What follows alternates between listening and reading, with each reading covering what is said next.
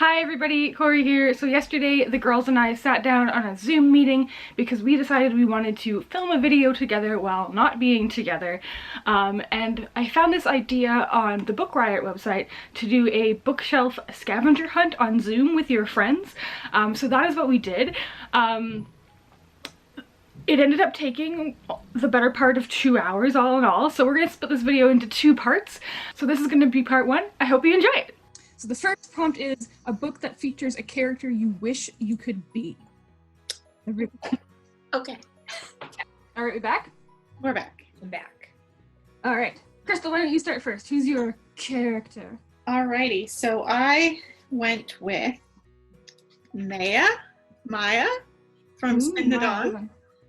Not so much because she has an awful hard life, like she's putting her family in danger, but just for her creativity and the fact that she, in the trials that she goes through, she gets presented with like tables full of raw materials and they're like, make a cloak, make slippers, make something creative. And I would love to like get my mitts on like tons of raw materials and just go crazy. And her magical scissors that makes all the crafting Ooh, yes, magical scissors would be amazing. Super helpful. Perfect seams. Should I go next because I'm next in line? Does that make sense? Sure. I picked Zachary from the Starless Sea. Again, not because I would necessarily do well in this world. Zachary is basically an introverted nerd who gets to explore magical library worlds. So Pretty cool. I'm into it. Also, it's just so pretty. It's so pretty. For you, Evan. The prettiest. I want to live in a pretty book. Yeah. Is it my turn? Is that what you said, Corey? Yeah. Oh, okay. So I would like to be Alexander von Humboldt, and he's like an actual real guy that is not alive anymore. So it's not really a fictional character, but I do wish I can be in like, he was like a explorer and traveled to South America and like was a famous, like he like cataloged a lot of like plants and animals and flora and fauna and all that stuff. So I wish I could be him because I would love to be trekking around South America right now looking for plants and animals. So yeah. Cool. Also, Yeah, it's beautiful. huge. Pretty. Yeah. Wow. You have so many like unique books. Yeah. All right, Shanley. Okay. All right. So I chose a weird one, but anyway. So I would want to be Taco the Wizard. Adventure Zone. For those of you who don't know about the Adventure Zone, it's started off as a D&D podcast by the McElroy family. Look it up if you can. Please do.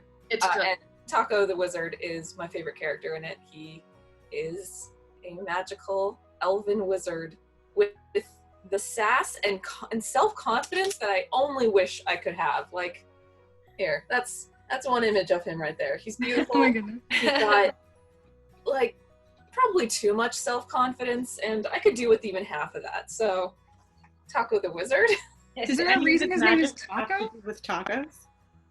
Oh boy. You know what? There's a reason, and there's also not a reason. And Okay.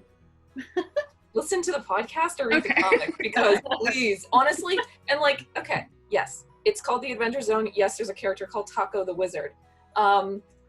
But honestly, it becomes one of the greatest stories I've ever encountered. Like, it starts off very funny, and it's very funny and satirical all the way through, and just like 3 brothers and their dad, just like endless D&D related goofs. But it's also brilliant, and I actually cried in the last 2 episodes. So it's an amazing podcast that has been being turned into graphic novels now. So count that I want to be Taco.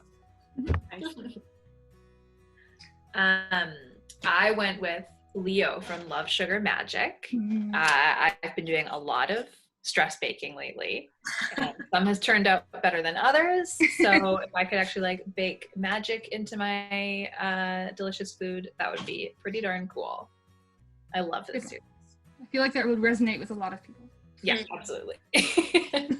Cool. Should we go to the second one? Yeah, do it. All right. The next book you need to find is a book that you wish you had written. What if we have no writing ability, though? I mean, I don't know. 0. All right, Crystal? I went with The Air Affair by Jasper Fforde. I just wish I could be this funny and this witty and this clever and like imaginative on paper all the time.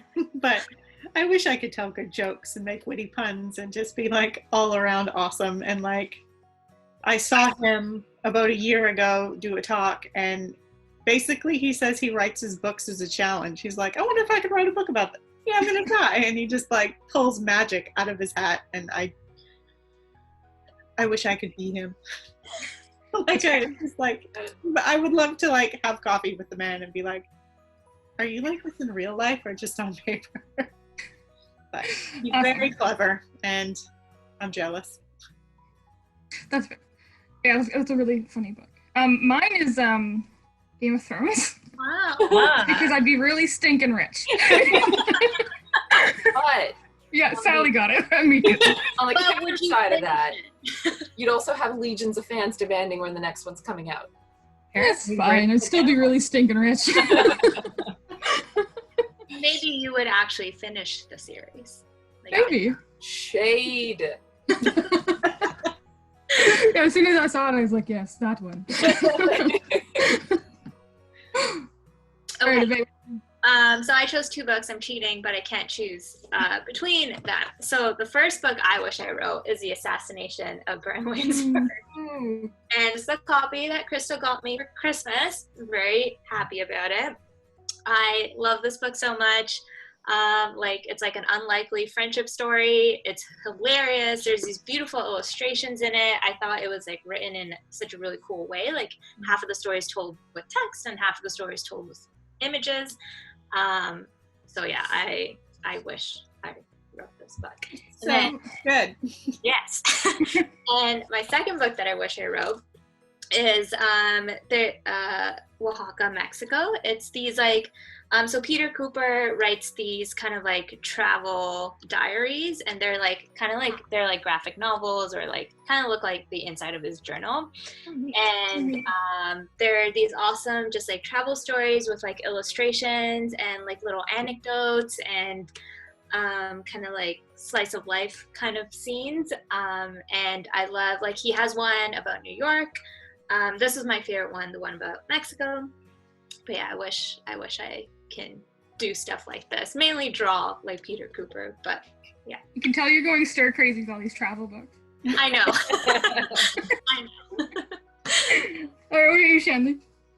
For me, I wish I could have written Uprooted by Naomi Novik. This is the perfect example of like dark fairy tales without being a total retelling. It's an original fairy tale just like steeped in fairy tale lore, and like it's dark and it's gruesome and gory and vicious and awesome. And also the main character is like similar to Baba Yaga, and Baba Yaga is like my girl. So this guy right here is, in my opinion, perfection. So I wish. It's such a beautifully written book too. I wish. Yeah, I just got the sequel too from the library as an audio, ebook. So I'm hoping to start that soon. I like Spinning Silver better. It's so good. Ooh. I still need to read it. I'm excited. Oh my I haven't read either. I'm so excited now. It's on the list. All right, Sally, what are you? I'm going with my tried and true go-to favorite, David Sedaris. His ability to just turn like the most mundane life event or like thing that happened to him in a day, whether it's like going to get coffee or like picking garbage up off the side of the road. It's like so funny and so like just weird, and I love his writing, so I wish I could write like that. I really love his stories about picking garbage up at the side of the road. Yeah. I have Me Talk Pretty One Day on the audiobook on hold at the library. That should be nice. soon, and I'm excited. Oh, that'll be so good. Do I have that one? That's one of the ones I actually don't have on my shelf. It's the only one I own. Cool. Next up, shall we? Yeah.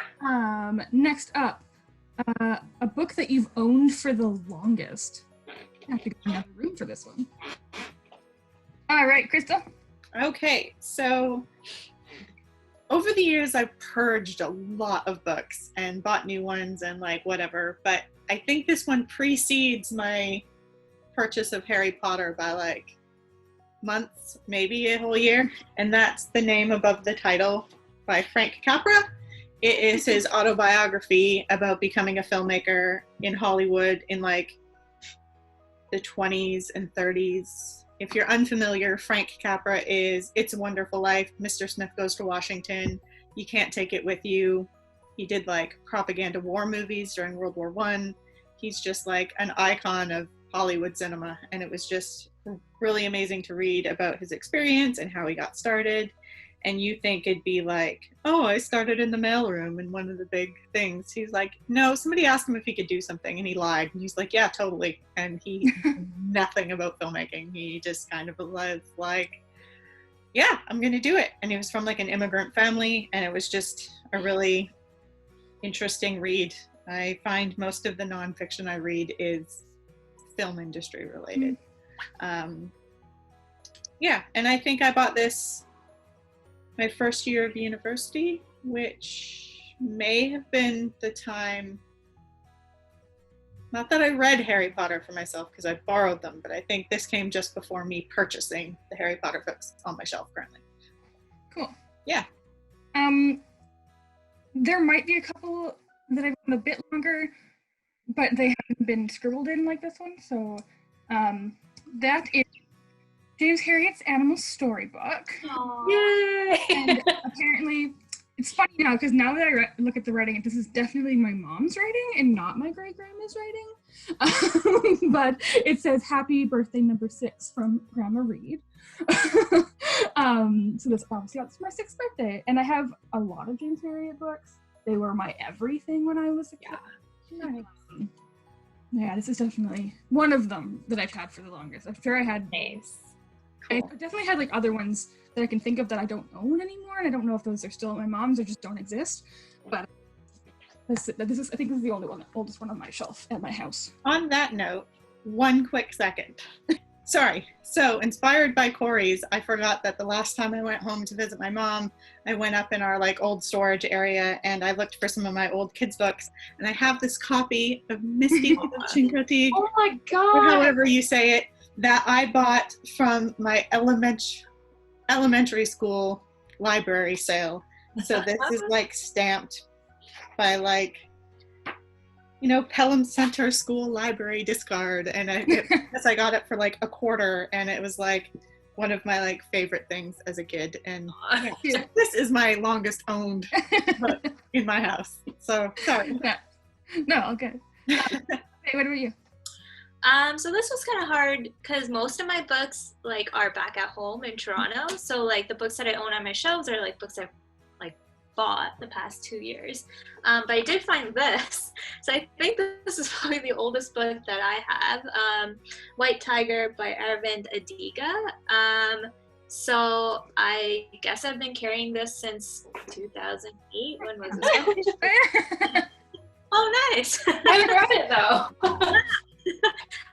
Yeah, I read this in high school and I like absolutely loved it. It was the first time I read like it has to do with like politics in India and like some of the like social and economic injustices, but it's like a satire. It's like very like black comedy type books. So it was like the first time I've ever read anything like it. And yeah, so I've been carrying it around, and I think it's so I can like give it to people or like let people borrow. Right. Yeah, so yeah, oldest book. Awesome. All right, Shanley. Yeah, for me, like, okay, most of my books are still in Winnipeg at my mom's house, but I did move with a few of my all-time like childhood favorites, and I don't honestly know which by these author I've owned the longest. I think it's this one. So I love it's that Island of the book. Ants. What? I love that book. Thank you. I love it. She probably was like my first favorite author because she was the first person that I remembered being like, I loved this book. Has she written anything else? Because I don't remember how old I was when I first read this, but I've read it many, many, many times. I think they've actually recovered this. I can't make out the title. What is it? Yeah, what is it? Oh, sorry. It's Island of the Ants by Eva Ibbotson. Oh, yeah. Yeah, I think they've recovered it now, and they've retitled it Monster Mission, which is so much worse. Island of the Ants is way cooler. But yeah, I've reread this book so many times. It's a great middle grade, if you can call it. It wasn't middle grade back then, but middle grade fantasy about these ants that live on this island that take care of all these magical creatures, and they're sort of like a safe haven for these creatures in a world that's becoming more and more unfriendly towards them. So there's like selkies, mermaids, kelpies, a kraken as well. I just loved it. I loved everything about it. And yeah, I've got at least 4 other stuff. Oh, cool. So long. Like this one I've probably reread the most. I love Witch. This is it's possibly one of the greatest books ever written. Yes. Secret of Platform 13 is probably her most well-known. So any of these by Eva Ibbotson, I've owned the longest, and I refuse to get rid of them. I'm so excited to know, I always ask people if they've heard of Eva Ibbotson, especially when I was a kid. Like, I loved these books. They were my favorite books. So I'm so excited to find a fellow fan. Like, I'm just like freaking out here. Like, I was a fan before I knew what fan was. And I know I read these before I read Harry Potter. Yeah. Yeah. Witch, The Secret Platform 13, they're so good. They're so good. They're like some of like the best childhood middle grade fantasy. I know. Ever. I know. That's awesome. Wow. I'm like sweating here. It's like I love that you're so excited.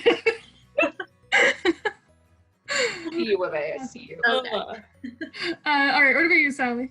I pulled 2 and then remembered one more. So I think since starting this job, I took a few like childhood favorites off of my parents' shelves, so I now have them in my own house. So Mr. Popper's Penguins was one that I was like, yeah, that looks like handwriting from when I was probably like 7. Mr. Popper's Penguins, I read this one so many times. I loved it. And then my hardback of The Wizard of Oz, probably around the same era. And it has all the like, oh yeah, and there we go. Again, that is a young, I'm just learning handwriting kind of signature. That S. That S is hard, man. I know. That S was the bane of my existence learning cursive because I could never master it. And I'm like, my name starts with S. I know, and then you're just like, well, so the handwriting will start after the S. Exactly. I remember when I was learning cursive, I started crying because I couldn't figure out how to do a lowercase r, and it was in my name, so I was like, I can't spell it. I figured it out eventually. My grandma had a little, I actually have it now. I have never figured out how to make it work, but she had like a little printing press thing that she made all the time. So all of the grandchildren have these books that she like wrote and made as well. Oh my God. So yeah, that's I've probably had since I was like a baby. And it's all amazing. My grandma made it. Oh, that's so cute. It's like a little zine. Yeah, exactly. So, Mischievous Bears by Joan White. There you go. Oh, nice. Cute. All right, next one? Yes. All right, so a book that you bought in another city. Alrighty. So, like all of us, I think we tend to treat ourselves to a book at a bookstore when we travel. So looking around, there was actually quite a few, but I thought I would choose the memorable experiences. And the time we all drove down to Portland to visit CFI, which is our awesome packing team that packs all our boxes, we like snuck in breakfast and then a trip to a Barnes and Noble. And I remember walking around like the ground floor and seeing the Caddyshack book. And I was like, I've never seen this before. This sounds amazing. I'm on vacation. I'm going to buy it. And then last year, when we went to BeLitfulCon in Phoenix, we went to that really cool used and new bookstore where we went for lunch. And it was filled with like everything. And that was the year I was like, I'm going to read more plays this year. And I bought a copy of A Raisin in the Sun. And then as a impulse because I can never help myself. I bought another film industry nonfiction, and that is My Life with My Dad, the Ghostbusters daughter, Harold Ramis biography written by his daughter, which I haven't read yet, but I'm going to because it sounds amazing. But yeah, I like to treat myself when we go someplace different. Yeah. Mine are 2 editions of the same book. This is Harry Potter and the Philosopher's Stone in Japanese. Cool. When I lived in Japan, and I bought this in Okayama, which is where I live. And it's just, it's so interesting. Like, it comes with, like, books in Japan come with like, little like advertisements and inserts and these little flaps, and it's just, and they're teeny tiny. They're short. That's really cool. I see if I can see it. I did read this when I lived there. No, I didn't. I thought I was writing in it, but I wasn't writing in it. But yeah, so this was my first like international edition of Harry Potter and the Philosopher's Stone. But a few years ago, I went to Cambodia. And while I was in Phnom Penh, I bought Harry Potter and the Philosopher's Stone in Khmer, which is Cambodian. Cool. Neat. And so this also costs, officially published book costs 60 cents or 2,500 reals. So, yeah, it was really cheap. And I just think it's like the American text, but it's, I don't know if you guys can see it, but it's in Cambodian. Like, it's that weird. Neat. That's so cool.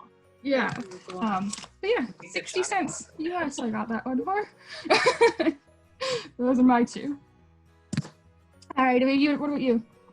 Okay, so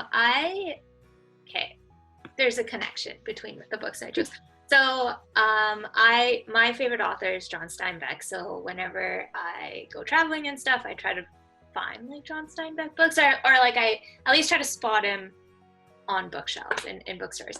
So when I lived in Colombia, there weren't too many English bookstores, but they had this in the city that I was in Medellin. There is, in the downtown area, there's like bookseller street, and like there's like people just like on like kind of the ground selling books, like on like displayed on the ground. And I found these 2 very obscure John Steinbeck titles that I've never heard of before, other than his like famous like East of Eden and Grapes of Wrath. So those are those 2. And then when I went to Portland for the first time a few years ago, I went to Powell's, because you have to go to Powell's if you go to Portland. And in Portland, I found 2 more obscure Steinbeck novels. I've never heard of any of them. I know. And I still haven't read them, even though it's been like a few years now. But I like kind of like hanging on to these weird John Steinbeck novels that he's like written way more than I thought he did. But yeah. When I was, I'm a huge John Steinbeck fan too, and have you heard of When the Moon Was Down? No. It's another one of his shorter books, but I found a really old copy that was a first edition in Russell's, and it was published during the war, and in the back of the book it says, once you finish this book, donate it to our troops. Wow. That's so cool. I bought it for my dad, but I kind of wish I kept it. I have it's just like so, and it's such a good book. I have one John Steinbeck experience. I've actually never read any of his books except for The Red Pony. Mm-hmm. And I was like, what did I do to deserve this? I was devastated for like a day. You can get dark. It was all right, Shanley. I chose one that I got last summer when I was traveling. It's this beautiful edition of Pan's Labyrinth, which is the novelization of the movie by Guillermo del Toro and Cornelia Funk, or Funke, I think actually is how you pronounce her name, because she's German. But I got it in Berlin, and it was in their English book section in this one bookstore, and it was the cover that I really, really wanted. Because this is, I think, the UK European cover, and the North American cover is very different. And it's nice, but this is better. And I was super happy to see it. And actually, when I just pulled it off the shelf, I didn't realize I still had the bookmark from this place. And the bookmark's all in German, so it's it's a fun version. So I got a nice book by a German author in Germany. So that's awesome. There she blows. There you go. Awesome. What about you, Sal? So I have technically 4, but they act as 3. So one is there's an earplug stuck inside here. I've probably been there for years. That's gross. Sanctuary by William Faulkner. I bought this because I signed up for a class when I was studying abroad in Amsterdam, and then dropped the class after one class because it turned out I didn't need to take it. But I was like, well, I may as well hold on to this. Still haven't read it though, so that was 5 years ago. So good reminder. Classic to read. And then also when I was in Amsterdam, I ended up just ordering a bunch of used books because it's very expensive to buy new books in euros. So I used Abe Books a lot. And I had taken the first of the Southern Reach trilogy with me. A friend had lent it to me. And then I finished it and like immediately went and found the next 2. So I could complete the series while I was over there. And I was like so absorbed in these for a while. Still the only sci-fi series I've ever read. And then most recently, when Ave and I were in New York, I found a signed Strand edition of, I didn't even realize I did that, but his most recent book, Jeff Vandermeer. You got a bit of a thing. Series. What? You got a bit of a thing for Jeff Vandermeer. A bit of a thing for him, yeah. But Ave and I went to Central Park, and the Strand like had tables and a little like booth set up right outside the park, and we were planning to go there next anyways, and we still did. But yeah, they had a signed edition of this, and I love it's such a trippy cover. Yeah, it's beautiful. So I couldn't help myself, and now I have that as well. Awesome. Okay. All right, next up. A book that you thought you wouldn't like, but then you did, or a book that you thought you would like and then you didn't. All right, Crystal, start us off. So this isn't really I didn't think I was gonna like it, because I don't really pick up a book being like, I'm gonna read this even though I think I might not like it. Right. But I went in with like at 0. I didn't have an opinion in either direction. I just wanted to read it. And that is Battle Royale. I had finished the Hunger Games trilogy and was like, oh, I've heard, and people have told me for years and years, you should watch the Battle Royale movie. It's so amazing. So whatever. And so I just was like, I feel like I just need to read this. So I picked it up and it was amazing. I did not think I would love it as much as I did. I actually liked it more than the Hunger Games. I feel like I cared more about these characters. I really like how at the end of each chapter, it like dark and depressingly tells you how many students are left. So like this is the countdown, like 27 students left, 20 students remaining, 5 students remaining. It's dark. But it was so bad. Like, yeah, it was so violent, but it was also like so vivid. Like you really felt like you were there. And like, I just felt way more of a connection to a lot of characters in this book than I did to like Katniss or what's his face. So it came as like, I went in wanting to read it, but I didn't think it would be as amazing as it ended up being. Yeah. Mine is, for some reason, I've always liked classics, but for some reason, I just assumed Charles Dickens would be super boring for my entire. No, like Jane Austen is like it's it's not. So I only a few years ago started reading his books. I don't remember which one I read first, but anyways, I'm holding up great expectations. But his books I love them. I don't think they're boring at all, and even though they're like super long. Yeah, so I was just like pleasantly surprised when I started. I think I've listened to all of them on audiobook probably, cool. Which probably helps as well. But yeah, I just find all of his stories to be like super engaging and some of my new favorite classics. So I don't know why for 30 years of my life I was like boo-hoo. But yeah, I was pleasantly surprised by Charles Dickens. I tried. I couldn't. I mean, it's not going to be for everybody. What about you, Ave? So I actually don't have the actual book, the first book, but the second book in the series. It's the Hitchhiker's Guide to the Galaxy. Oh, so good. But I lent out the first book and I have yet to receive it back. I sure hope I get it back. But this is one of those books that like I've always seen like as a kid at the library, and I'm like, oh, I'm never gonna like this. I think I had a thing against like sci-fi and like, I don't know, all the like space adventure books. I felt like, oh, it's not my thing. But then someone gifted it to me and like wrote like little notes in it, like in the story.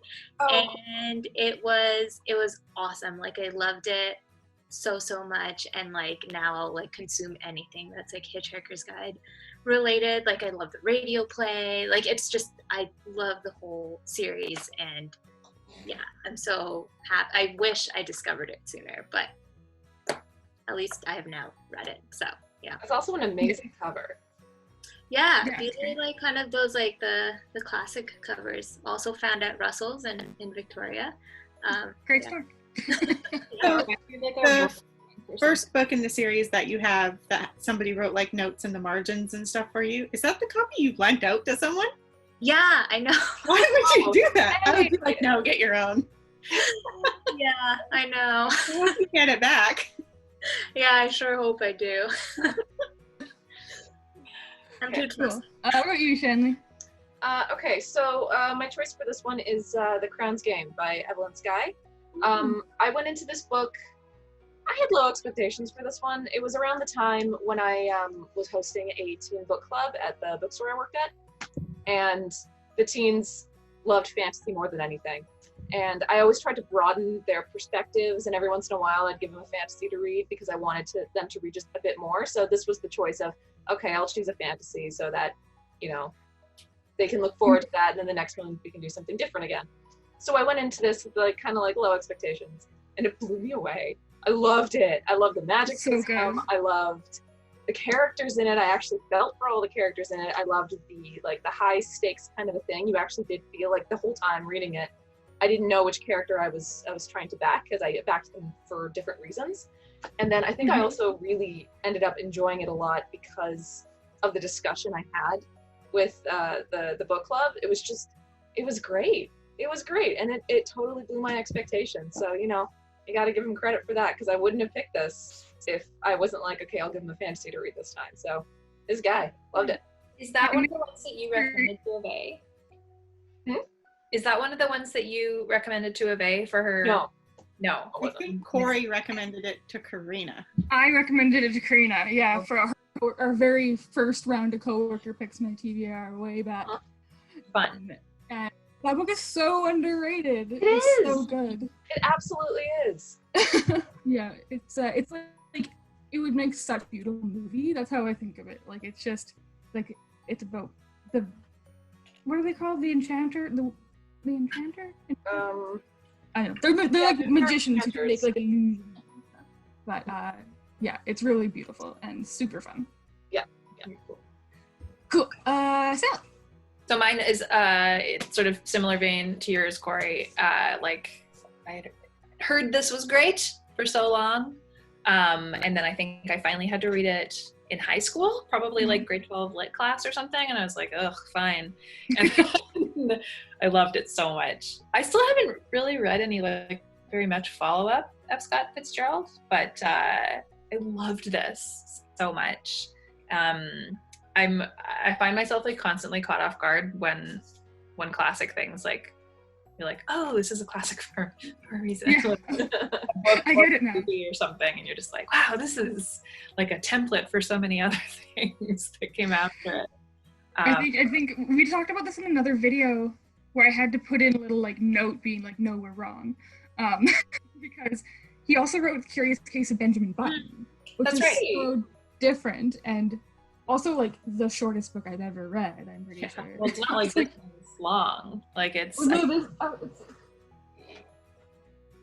Benjamin Button's like 100 pages. Yeah. It's Does that even count as a novella? it's like a pamphlet. Yeah, it must. Yeah.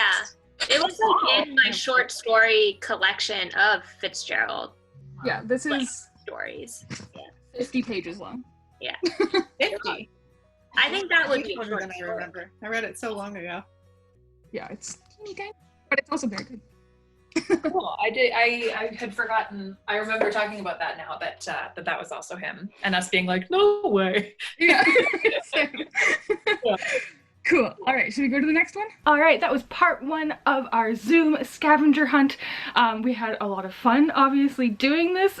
Stay tuned soon for part 2, which will probably come next week. If you liked it, please give it a thumbs up. We're gonna hopefully do more of these videos, so subscribe if you haven't already. Happy reading, and thanks for being awesome. Bye!